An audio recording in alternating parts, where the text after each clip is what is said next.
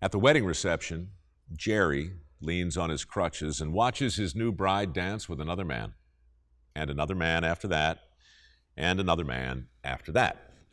There's no doubt about it, Willie is a terrific dancer, and Jerry loves to watch her move. But so does every other man in the ballroom at the Waldorf Astoria. So Jerry does the only thing he can.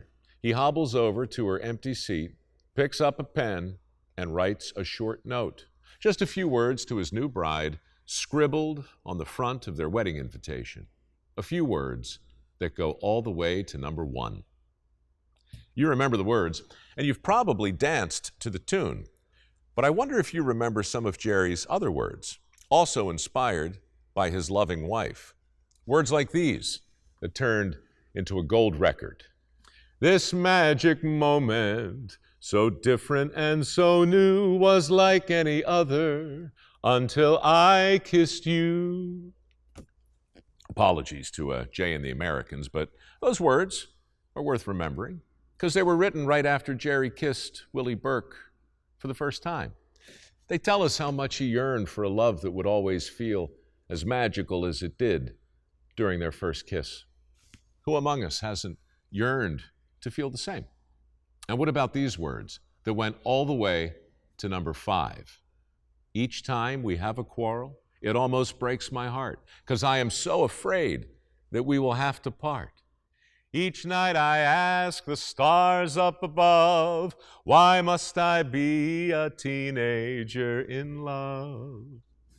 Apologies to Dion and the Belmonts, but those words are worth remembering because they show us just how vulnerable Jerry felt when he wrote them.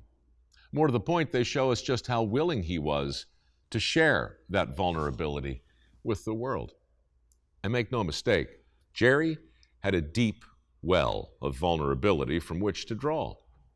When he was only 6, a bout with polio landed him in a series of institutions where he was beaten and bullied. After a year in an iron lung, he was doomed to a life of crutches and wheelchairs. Maybe that's how the white Jewish kid from Brooklyn came to love the blues. Maybe that's why a man who couldn't walk allowed himself to fall in love with a woman who simply had to dance. If you Google it, you'll find a home movie of their wedding reception. The footage is haunting, the way old film always looks when the color gets saturated and faded. You can see Jerry smiling as Willie dances with her cousins and her friends and pretty much every other guy at the wedding reception. And you can imagine him telling her to dance with anybody she fancies as long as she remembers to leave with the man she married, which of course she does, right up until she doesn't. 8 years after their wedding, it's 1965, and Willie is dancing full-time with someone new. Divorce is looming, and Jerry sits alone in his kitchen, bound to a wheelchair. He does the only thing he can. He jots down a few more words that go all the way to number 2. Can't get used to losing you, no matter what I try and do. Gonna spend my whole life through loving you. Apologies to Andy Williams, but those words are worth remembering because they explain why guys like Ray Charles and B.B. King craved Jerry's collaboration. They explain why Elvis Presley once called him in the middle of the night to thank him personally for writing Suspicion, and why John Lennon went to a banquet just so he could sit next to him, and why Dion said meeting with him was like being inside a cubicle with a piano and a genius.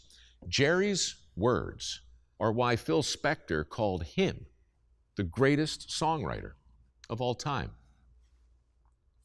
Maybe you don't remember Jerome Felder. Maybe you don't remember Doc Pomus, the name he published under. But I bet you remember the words he jotted down on his own wedding invitation. Words written by a crippled bridegroom who watched his new bride dance with a room full of other men. Words that went all the way to number 1. You can dance with the guy who gave you the eye Let him hold you tight. You can smile for the man who held your hand 'neath the pale moonlight. But don't forget who's taken you home and in whose arms you're gonna be. So, darling, save the last dance for me. Apologies to the drifters, but those words are worth remembering. And now that you know why they were written, impossible to forget. Anyway, that's the way I heard it.